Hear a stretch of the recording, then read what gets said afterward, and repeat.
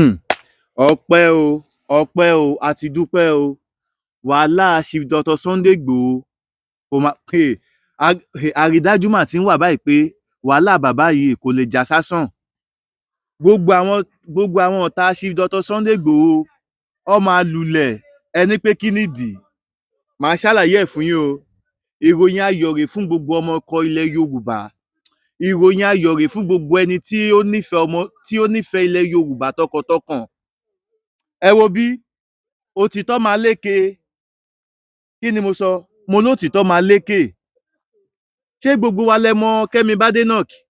Ẹ wo ipò tí Kẹ́mi Badenoch, ẹ wo ipò tí ó dìmú ní UK.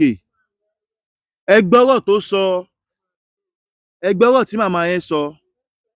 Màmá yẹn ní ọmọ Yorùbá lòun, ó ní identity òun ọmọ Yorùbá ni, òun ò kì í ṣe Nàìjíríà.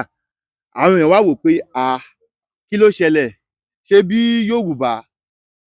Yorùbá is part of Nigerian? Ó ní no, ó ní no, ó ní Nàìjíríà wo, ó ní ṣáwọn Haúsá tó so wá papọ̀ mọ́, ó ní ṣáwọn Haúsá yìí, ó ní ṣọ́ nífẹ̀ẹ́ wa ni. Mo tún wo interview yẹn báyìí, mo tún fọ́ o. Mo ní so ẹni tó ti fi Nàìjíríà lẹ̀ over 25 years ago, tí ó wá sí Nàìjíríà, tí ò mọ bó ṣe tí kò bá gbé Nàìjíríà yìí, ó tún mọ bó ṣe ń lọ Nàìjà, ó tún mọ̀ pé Haúsá ò nífẹ̀ẹ́ wa. Mo wò pé kí ló ṣẹlẹ̀? Ó sọ̀rọ̀ nípa Boko Haram. Ẹ wo itú tí Boko Haram ń sọ. Kíápà igbákejì ààrẹ orílẹ̀-èdè Nàìjíríà, ṣé ẹ mọ̀ pé ọmọ ilẹ̀ Haúsá ni wọ́n? Àwa ń tà wá ìṣọ̀kan ilẹ̀ Yorùbá, òun ló jà wá lógún. Kó ní kálukú kó mójútó ìlú ẹ̀. Haúsá ò lè máa mójútó ìlú ẹ̀. Káwa Yorùbá káwa wá pínra wa yẹ́lẹyẹ̀lẹ. Ẹ má jẹ́ ká pínra wa yẹ́lẹyẹ̀lẹ. Chief Dr. Sunday Igboho dúró lórí pé kí ni? Ẹ jẹ́ ká fi ìmọ̀ ṣọ̀kan. Lórí ọ̀rọ̀ security ilẹ̀ Yorùbá kò máa kí ń ṣe nǹkan kékeré. Ní agbára Ọlọ́run, Boko Haram ò ní wọlé Yorùbá o. Gbogbo àwọn ìṣẹ̀lẹ̀ tó ń ṣẹlẹ̀ lọ́wọ́ yẹn, Ọlọ́run o, arawọ́ ẹ̀bẹ̀ sí ẹ, bá wa dáwọ́ ẹ̀ dúró o. Akọni ni Chief Dr. Sunday Igboho. Kí ni mo sọ fún yín? Akọni òun ni Chief Dr. Sunday Igboho. So many things òun ló ti ṣẹlẹ̀. Ẹ wo bí wọ́n ṣe ń fi ọwọ́ lágbá ọmọ Yorùbá lójú káàkiri gbogbo àgbáyé. Kí ló fà á tó fi ń fọwọ́ lágbá wa lójú? Ṣebí torí pé ó ti mọ̀ pé tí nǹkan bá ti ṣẹlẹ̀, a kì í gbè lẹ́yìn ara wa, a kì í gbèjà ara wa. A máa ń kọ́dì síta tọ̀ sínú ilé ni, tí ó dẹ̀ yẹ kó rí bẹ́ẹ̀. Ṣé ẹ wo nǹkan tí Chief Dr. Sunday Igboho ń go through báyìí?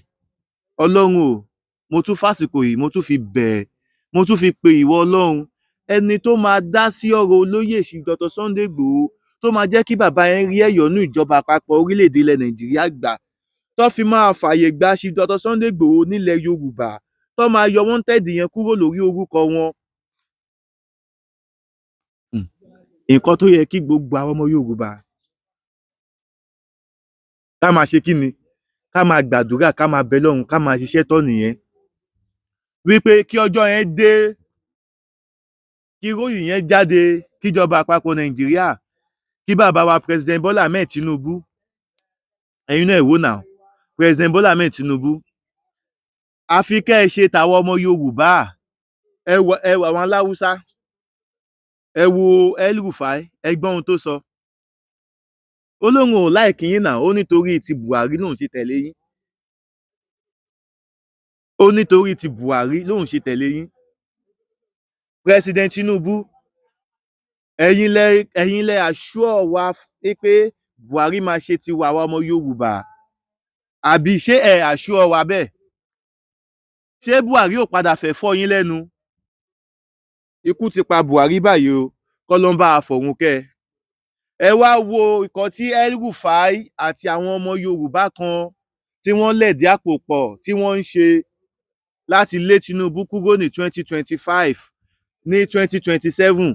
Ẹ jọ ṣọmọ Yorùbá ní coalition fẹ́ fún ní tíkẹ́ẹ̀tì presidency? Ṣọmọ Yorùbá ló fẹ́ fún? No, ẹ jẹ́ ká sọ reality. bàbá wa president Bọ́lá Ahmed Tinubu Ọlọ́run á wà pẹ̀lú yín. Ẹ má yídì síta kẹ́ẹ̀tọ̀ sínú ilé. President Bọ́lá Ahmed Tinubu. Mo pàṣẹ sínú ayé ẹni tó lè rí àmì ṣe láti òní lọ lábẹ́ àhámọ́ ogun tí ayé yín wà lórúkọ Jésù agbára Ọlọ́run kó tú yín sílẹ̀. Dádì àti mọ́mì, Olúwa rán mi sí yín sà. Kí ló ń tẹ̀ ń là kọjá tó dàbí pé ẹ rò pé kò sí ọ̀nà àbáyọ mọ́? Olúwa ní kí n sọ fún yín pé kẹ́ má sọ ìrètí nù. Ọ̀nà àbáyọ ṣì wà fún yín tí ó bá ṣe é ṣe fún Ọlọ́run láti jí Lásárù dìde kúrò nínú òkú ọjọ́ 4 tó ti rùn. Olúwa náà ṣetán láti dá yín lóhùn. Ohunkóhun tó wù kẹ́ máa là kọjá. Ṣé ẹ̀ ń wáwé ìgbélú ni? Ṣé iṣẹ́ yín ni ò lọ déédé? Ṣé ẹ̀ ń wá ọ̀nà àbáyọ? Lórí ìgbéyàwó lẹ ti ní ìṣòro tẹ́ ń là kọjá ni. Ohunkóhun tó wù kẹ́ máa là kọjá. Ẹ jẹ́ á jọ gbàdúrà papọ̀. Ẹ jẹ́ á jọ wá ojú Olúwa. Kò sí ní t'Olúwa ò lè ṣe. Ẹ̀rọ ìbánisọ̀rọ̀ tẹ́ fi máa bá mi sọ̀rọ̀. Òun náà ni +234 70 25 47 54 27. Ẹ gba nǹkan tí ó ní fìyà jẹ àti randíran lẹ Yorùbá kẹ́ ẹ tó kúrò l'Ábùjá. Bẹ́ẹ̀ ni, tẹ́yìn ò bá declare tẹ́yìn ò bá yọ wanted kúrò lórí Chief Dr. Sunday Igboho, ṣé tí Fúlàní míì bá débẹ̀, ṣé òun ló máa wá yọ? Ṣé tí Ìgbò bá débẹ̀, ṣé Ìgbò ni kó ṣẹ̀ wá yọ? Ẹ jọ̀ọ́, à ń rawọ́ ẹ̀bẹ̀ ni. Àlàáfíà làwa fẹ́ fúnlẹ̀ Yorùbá, ìṣọ̀kan làwa fẹ́. Ìfẹ́ ló dún àpapọ̀ gbogbo ọmọ Yorùbá. Because Yorùbá nation kò bó lóṣèlú jà. Àwọn tó ń ṣe Yorùbá nation kọ́ máa ṣe lọ, Ọlọ́run á fún yín ṣe. 2027 yẹn báwo la ṣe fẹ́ secure ẹ̀ fáwọn ọmọ Yorùbá? Báwo la ṣe fẹ́ secure ẹ̀? Tá a bá sọ pé Tinubu kinní kan, ọmọ Yorùbá wo la rí tó lè ṣe tá a lè ṣàtìlẹ́yìn fún? Tí ó bá kí n ṣe Tinubu, ẹ fi sọ́ndà comment section. Àníká jẹ́ kálàáfíà ìjọba ní ilẹ̀ Yorùbá. Àníká nífẹ̀ẹ́ ara wa, àníká ṣe ra wa lọ́kan. Ẹ̀wọ̀n tó fojú Wasiu Ayinde rí ní airport lánàá. Ọlọ́run ló yọ Wasiu Ayinde. Ká ní bàbá yẹn ò padà bójú wẹ̀yìn ni. Aeroplane yẹn ò bá bí ọ̀tá wọn sí méjì ni. Ẹ wo ẹni tó wá ń ṣe fídíò yẹn, ẹ wá fẹ́ fi odindi ògo lẹ̀ Yorùbá. Alhaji Wasiu Ayinde, mo bá yín dúpẹ́ o. Mo bá yín dúpẹ́ o. Kí lábàá máa wí? Ọlọ́run o ṣé a dúpẹ́ o. Alhaji Wasiu Ayinde, àsìkò rèé tẹ́yìn náà ṣe gbọ́dọ̀ bá wa ẹ sọ̀rọ̀ ẹ fi ẹ imagine nǹkan tó ṣẹlẹ̀ lánàá yẹn, kí ni ohun tẹ́ fẹ́ gbé wọlé?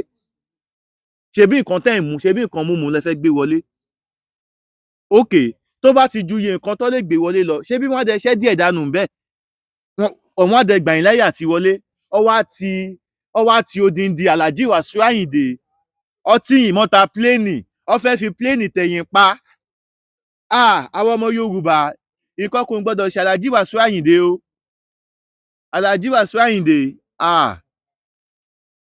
ó lágbára o, ó lágbára, ó lágbára, ó lágbára o, ó lágbára o, ó lágbára o. Ẹ wò, Bayo Black lórúkọ tèmi, mo sọ yìí, mo dúró náà ó tún dijọ́ mi ìjọ re. A ó máa bọ̀bẹ́ ní ìbẹ̀ṣù àtẹ́lẹsẹ̀, a sì máa bẹ̀nà wò. Gbogbo ẹni bá ní a máa bọ̀, òun náà là ní débá láṣẹ Elédùmarè. Èmi ní tí ń tòótọ́, Bayo Black lórúkọ tèmi, mo sọ yìí, mo dúró náà, ire o. My name still remains Abiola Adekunle, and I'm here to inform you about Bayo Black TV show, your #1 channel for trending gist. Please subscribe. Don't forget to turn on your notifications. Thank you. I love you all.